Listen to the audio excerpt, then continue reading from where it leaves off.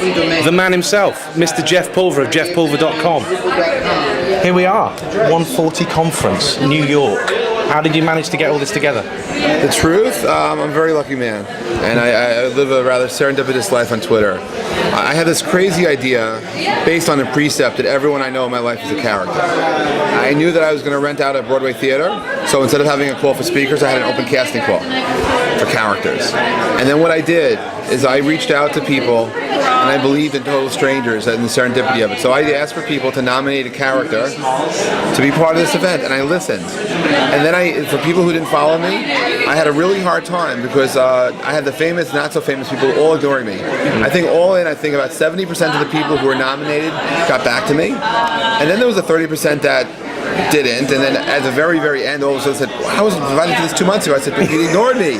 And then, of course, there were the famous, and then I was humbled because I've never before in my life been ignored by more famous people than leading up to this conference. But by reaching out to others who were total strangers to me and saying, nominate this person and that person, and I did, I started to see what these people had in common. And what I wanted to do was create a foundation. These are the people, these people define the society, the social structure of what the event's about. And they're from all walks of life, all denominations, no biases. It's just someone who was cool, interesting, recommended by somebody. Great, let's have them. And then I started thinking, then all of a sudden the serendipity effect came in because like somebody from the music industry said, you know, this guy Jim Jones, he's using Twitter. He should be at your session, at your panel. This guy from this professional basketball organization, he should be there. And of course, you know, the editor-in-chief of Business Week, well, he should be there too. Definitely. And so I started listening. I actually only invited a handful of people.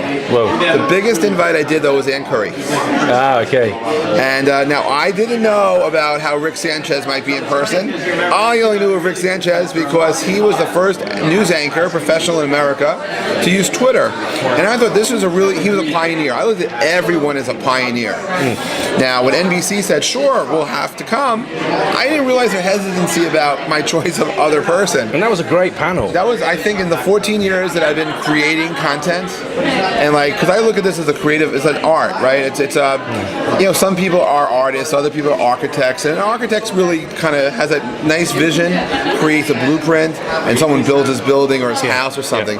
Here, I mean, until last year, I had my own media company. I must have had at peak 40, 50 people working for me. I could never have done this conference if I had 40 or 50 people working for me. Because I did everything my way. Now, I don't mean to be egotistical, but instead of having to fight politics, instead of having to like explain to someone why I was right or why I was wrong, I just did it. Now, the obsessive effect was I've been online now for averaging between 90 and 110 hours a week just on this conference. And my whole professional life, in fact, my whole life, I still think I'm a kid, but my whole life, I've always done 6, 7, 8, 11 things in parallel. I never knew this word focus. Focus and Jeff Pulver, for anyone who knows me, they'd be laughing their asses off right now because they know I can't focus on anything. It does not happen.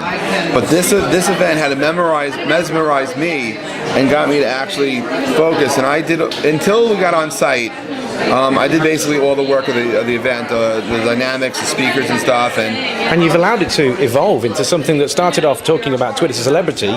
We've gone into so many different, really fulfilling... That's the serendipity of it, you see, because now, by the way, when I said I wanted to look at the effects of Twitter as a platform on celebrity, the media, advertising, and politics, now, I did not know anyone who was a celebrity on Twitter. I didn't know anyone in the media. I certainly didn't. As you say, we're all rock stars.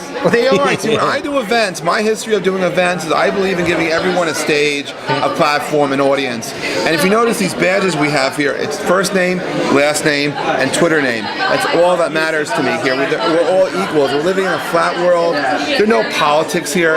You know, people can be hanging out with a CEO of $1 billion company, which are here, but you don't know it. If you don't know the guy, if you don't recognize that he's the so-and-so, it's like, he's just a person, just a name, just a character. And I think there's been democratization in terms of how we connect with people. I mean, in some ways, I'm making up for all the events I always wanted to do where I only want to put first name, last name, and email address. Because that's how I connected to people. Here, it's all about the ad. But if anything, the success of this conference comes from the disintermediation of Twitter. You see, I call it, I'm a character, 140 character conference. I don't say Twitter, because I believe that we're living in the state of the now, the early stages of the real-time internet. Now, if I would have gone on Twitter and said, I'm doing the Now conference, come join me, what the fuck? They would not come.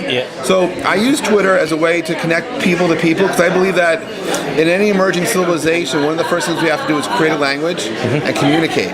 So it happens that the language of the 140 character conference is Twitter. It's a platform we're using to connect people with people, but I think that the success of things like Friend Feed and Facebook status updates and Twitter has actually introduced the real-time internet to the world, and that we've gone away from just going to search engines asking questions to going to a place to share what it is we're doing right now. And when so many people share that right now experience, all of a sudden the unintended consequences is the democratization of information. And now the common person, I mean, I'm not talking about a nation, head of nation or head of a large corporation. If you have internet connectivity in Zimbabwe or in Bangladesh or in Thailand or New York City, then you have the same access to information as anyone else. What you do with it, of course, is up to you.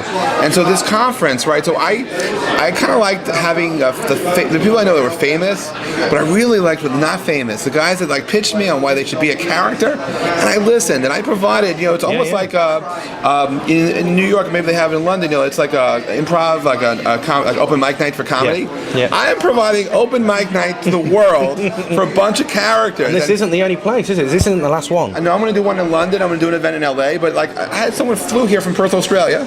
Just flew here to speak. And then of course this guy who spoke from Iceland, he said I'm a character. And it's like, who am I to say you're not? And so it's that dynamic. And so like this afternoon, one of my favorite sessions, which I just think is totally amazing, is that we have someone from the US State Department, somebody from the British Foreign Office, who's coming here to talk about Twitter as a platform for public diplomacy.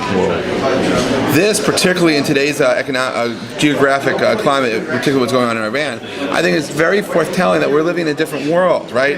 That this is a change agent, right? So there are other conferences that will always deal with Twitter.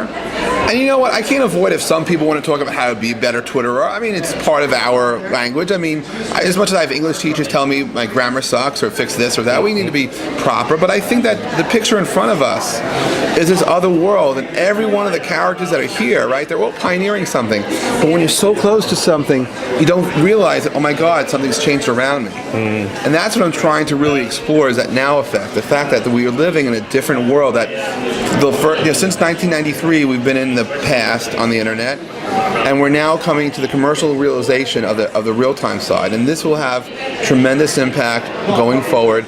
Businesses that didn't think they have to worry about this will be disrupted, billions and billions of dollars will be created, and that it's that wonderful edge of opportunity. That's what this conference is all about. And while I would believe that we'll embrace other platforms that also are in the now, we will continue to talk Twitter, and we're going to continue to be a character. I mean, we are characters, and I think that so I just believe in human nature. I believe in the positive side of people. I believe that the next person you meet could change your life. 140 people changed my life with this conference. I mean, 140 people who I didn't know came together under one roof for whatever reason and had a tremendous effect. I mean, did I know Rick Sanchez or Ann Curry? No. I mean, I had none of these people, but you know, if you look back in some of the best days of your life, I would have to say these are. I'm gonna cry, but it's like things happen, right? And if you don't, like, if you're so structured, if you're so focused on something, you lose out. And so I'm reminded all the time.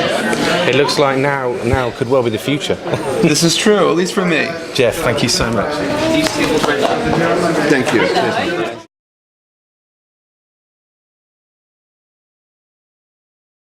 And don't forget to follow at Documentally.